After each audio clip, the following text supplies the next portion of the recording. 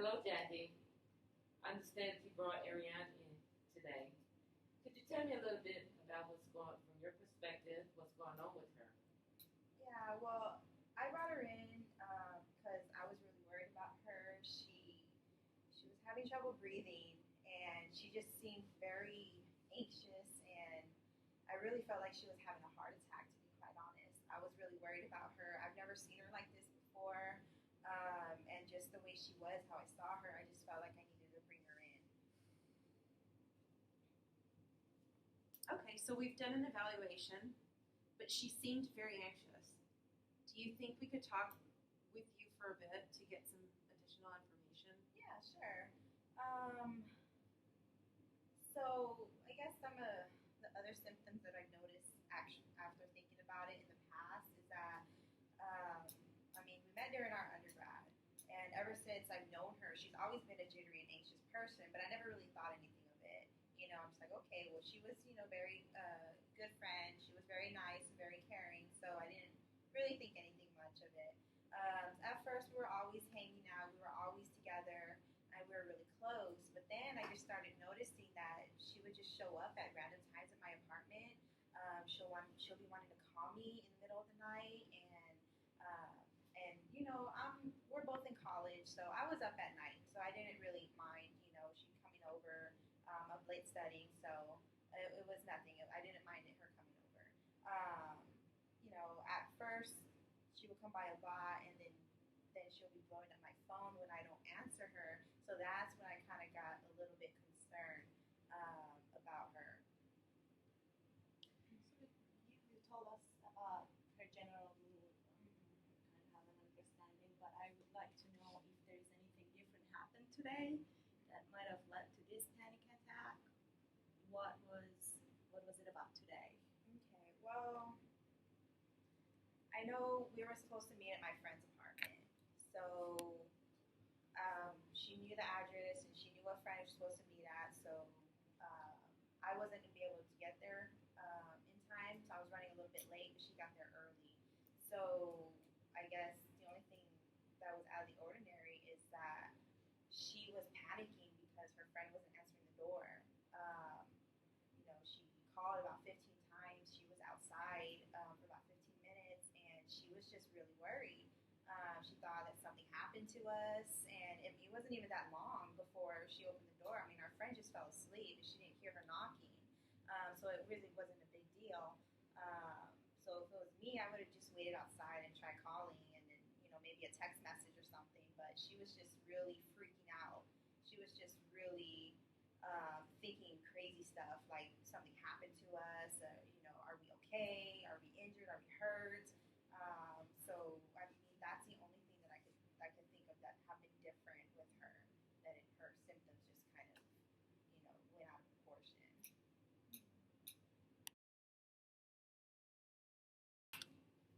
So, Ariane, we spoke with the physician that was attending to you at the emergency room, and he had a few concerns. So, I just wanted to ask a couple questions. First, do you have family that lives nearby? I don't. I'm from out of state. So, he told us that you were feeling stressed and anxious. Do you want to talk a little bit about that? I'm generally a pretty stressed out and anxious person, and I've been that way for the past couple of years. Has anything triggered that? Have you experienced anything? Has anything just kind of caused the anxiousness?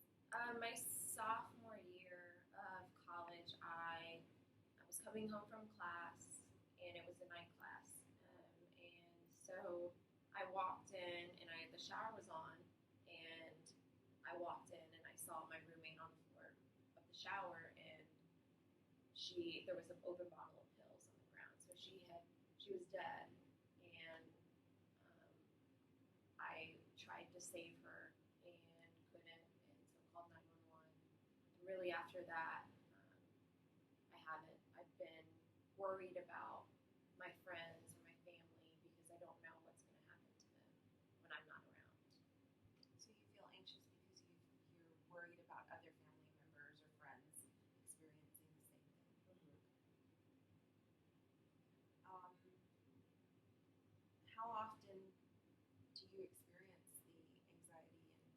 shortness of breath? I would say that on a scale of 1 to 10, I live about at a 7 every day. And then there are certain things that trigger me.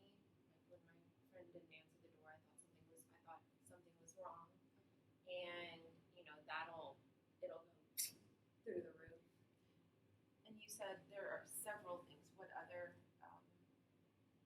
experiences have triggered your anxiousness? There have been other instances where my friends haven't answered, or my mom hasn't answered when I called, and then I panic because I think that something's happened to them.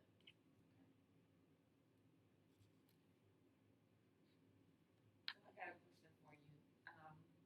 What specifically happened to you today that gave you this panic attack that seemed to be pretty extreme? Well, so I was knocking on. I went to go over to my friend's house, and I told her I was going to be there at a certain time, and her car was there, so I knew she was home, and so I was knocking, and she wasn't answering, and I immediately thought back to that time when I walked in on my roommate, and I completely panicked. I was calling her, she wasn't answering, and the more that I called and she didn't answer, the more, I guess, anxious and panicked I got.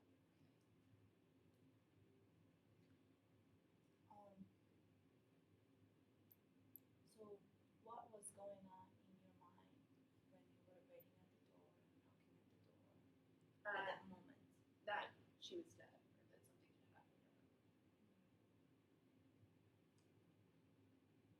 So can you tell me a little about how you were before 2 years ago, before what happened to your friend? How was your mood? I would say that I was normal. I wasn't worried about all my friends and all my family. I had much more headspace than I do now, because I can't concentrate because I am constantly worrying about people that I care about. So before you just wasn't so worried. Yeah. I feel like I was normal before it all happened.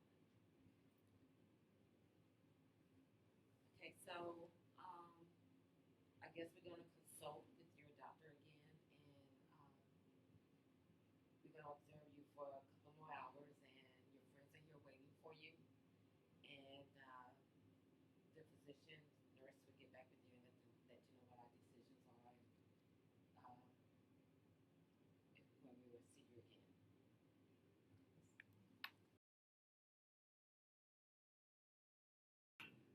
Okay, so after hearing Jackie, Ariane's friend, and what she had to say, and what Ariane told us herself about her symptoms, what do you guys think about her diagnosis?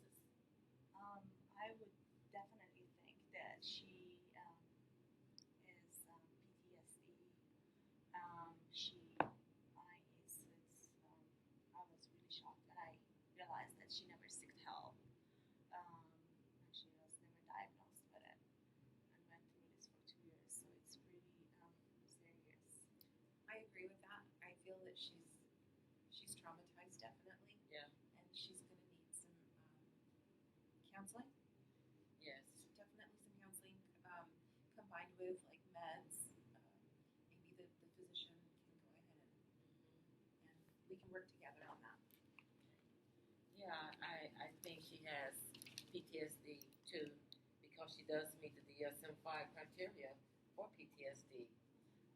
She has nightmares. Um,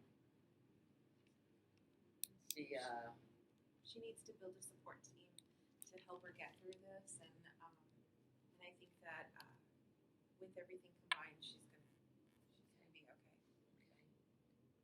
So, I think she would need a support system more than anything right now.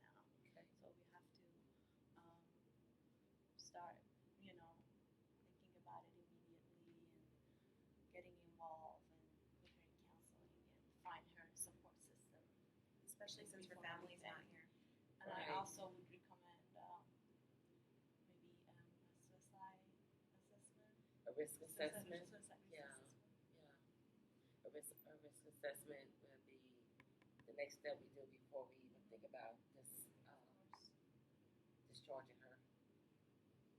Okay. All right.